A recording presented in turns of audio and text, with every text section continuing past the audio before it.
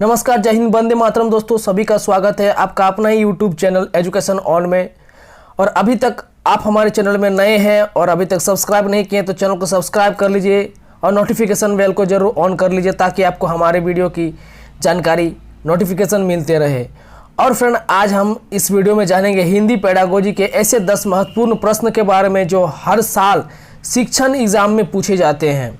शिक्षक भर्ती हर एग्ज़ाम में पूछे जाते हैं जो बहुत ही महत्वपूर्ण है, आपको जानना बहुत ही ज़रूरी है। तो चलिए आज की पहला क्वेश्चन देख लेते हैं। स्किनर के अनुसार भाषा सीखना एक अत्यंत जटिल प्रक्रिया है। भाषा परिवेश से सीखी जाती है, भाषा अनुकरण के द्वारा सीखी जाती है, भाषा अंतःक्रिया से सीखी जाती है। किसके अनुसार पूछा जा रहा है? स्किनर के अनुसार। तो स्किनर के अनुसार भाषा सीखना एक अत्यंत जटिल प्रक्रिया है, ये गलत है।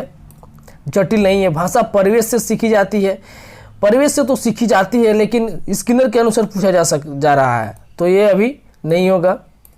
भाषा अनुकरण के द्वारा सीखी जाती है या भाषा अंतःक्रिया से सीखी जाती है। देखिए, चोम्स्की ने बताया था कि भाषा अंतःक्रिया से सीखी जाती है, लेकिन स्किनर महोदय ने बताया कि भाषा अनुकरण के द्वारा सीखी जाती है। तो हमारा राइट आंसर हो जाएगा सी, भाषा अनुकरण के द्वारा सीखी जाती है। चलिए अगला क्वेश्चन देखते हैं।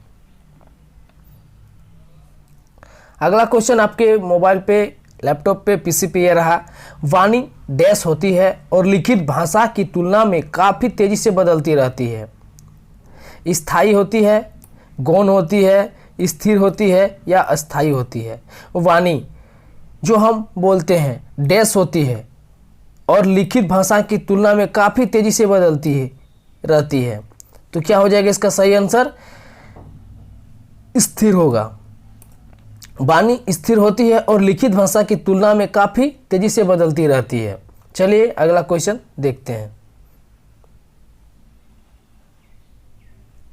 तीसरा क्वेश्चन आपके मोबाइल पे, आपके पीसी पे ये रहा। संज्ञान के स्तर पर विकसित डैश अन्य भाषाओं में आसानी से अनुदित होती रहती है। ज्ञान क्षमता, व्याकरण क्षमता और तर्क क्षमता। देखिए, हिंदी पेडागोजी की क्लास है और हमें भाषा से रिलेटेड है, तो हमारा आंसर क्या होगा? भाषा से होगा, भाषा क्षमता से। इसका सही आंसर क्या हो जाएगा? भाषा क्षमता। संज्ञान के स्तर पर विकसित भाषा क्षमता अन्य भाषाओं में आसानी से अनुदित होती रहती है। चलिए अगला क्वेश्चन देखते हैं।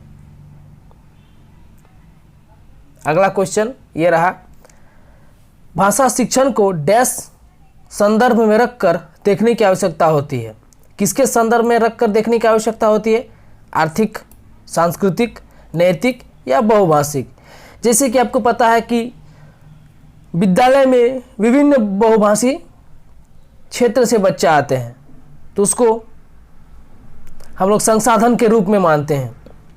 एक से अधिक भाषा युक्त बच्चे हमारे विद्यालय में आते हैं, तो आर्थिक रूप से नहीं, सांस्कृतिक रूप से नहीं, नैतिक रूप से नहीं, लेकिन बहुभाषी रूप से हमको रखना चाहिए। भाषा शिक्षण को बहुभाषी संदर्भ में रखकर देखने की आवश्यकता होती है। बहुभाषी जटिल प्रक्रिया नहीं है, यह शिक्षण में एक संसाधन के रूप में काम करती है। चलिए अगला क्वेश्चन देखते हैं। भाषा शिक्षण का मूल आधार होता है। क्या होता है भाषा शिक्षण का मूल आधार? मौखिक, लिखित, साहित्यिक, ए और बी दोनों। देखिए, भाषा शिक्षण का मूल आधार होता है मौखिक और लिखित। मौखिक से आप अपनी बातों को, अपने विचारों को अभिव्यक्त कर सकते हैं और लिखित के द्वारा भी आप कर सकते हैं। लिखित के द्वारा आप उसे लंबे समय तक सजो कर रख सकते हैं। तो इसका सही आंसर क्या हो जाएगा? डी, ए और बी दोनों। भाषा शिक्षण का मूल आधार मौखिक और लिखित दोनों होता है। चलिए अगला क्वेश्चन देखते हैं। अभी तक आप हमारे चैनल एजुकेशन ऑन को सब्सक्राइब नहीं किए तो सब्सक्राइब कर लीजिए और नोटिफिकेशन बेल को जरूर ऑन कर लीजिए। वीडियो अगर आपको पसंद आ रहा है, आप कितना आंसर सही कर रहे हैं कमेंट में हमें जरूर बताइए, और आगे आपको किस तरह का कॉन्टेंट चाहिए वो भी हमें कॉमेंट में जरूर बताइए। चलिए अगले क्वेश्चन की ओर चलते हैं। भाषा अधिगम के कारक होते हैं। भाषा अधिगम के क्या कारक होते हैं? भाषा विज्ञान, व्याकरण, भाषा कौशल, उपयुक्त सभी।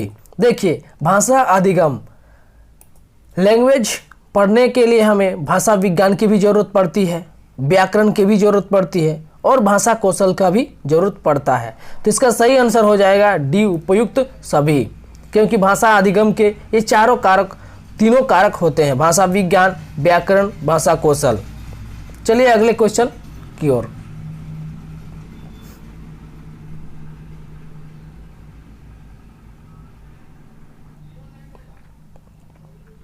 सातवां क्वेश्चन है, हम भाषा के माध्यम से डैश और डैश भी करते हैं। क्या करते हैं?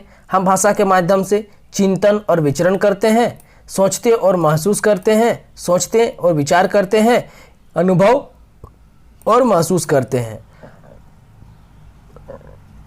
तो इसका सही आंसर हो जाएगा हम भाषा के माध्यम से सोचते और महसूस भी करते हैं। तो इसका सही आंसर क्या हो जाएगा? बी। चलिए अगला क्वेश्चन देखते हैं।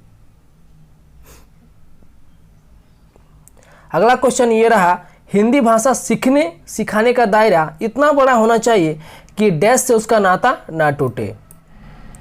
क्वेश्चन क्या पूछ रहा है? हिंदी भाषा सीखने और सिखाने का दायरा इतना बड़ा होना चाहिए कि डैश से उसका नाता ना टूटे। किससे उसकी नाता ना टूटे? भाषा की परिभाषा से, व्याकरण रटने से, व्याकरण सीखने से, या भाषा प्रयोग से। देखिए, भाषा की परिभाषा ये आपका नेगेटिव हो जा रहा, ऑप्शन हो जा रहा। व्याकरण रटने पे तो बल देना ही नहीं है। व्याकरण सीखने, व्याकरण जो होता है वो क्या होता है? रटने पर ज़्यादा ध्यान दिया जाता है, ठीक है।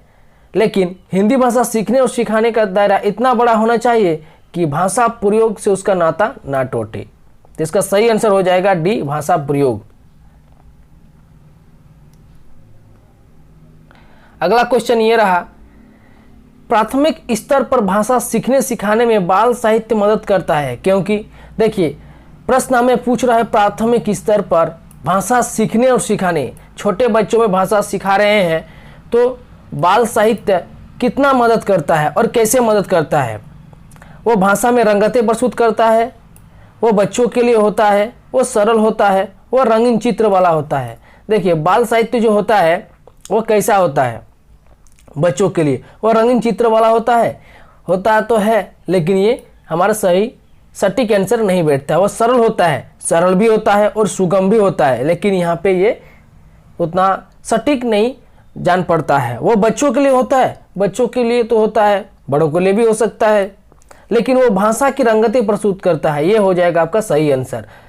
भाषा सिखाने और सीखने का, तो ये हमारी भाषा की रंगतें प्रस्तुत करता है। विभिन्न प्रकार की भाषा सीखने और सिखाने की वो मदद करता है। तो सही आंसर क्या हो जाएगा? वो भाषा की रंगतें प्रस्तुत करता है। बाल साहित्य जो होता है छोटे बच्चों के लिए होता है, जिसमें भाषा सीखने और सिखाने की बहुत ज़्यादा मदद मिलती है।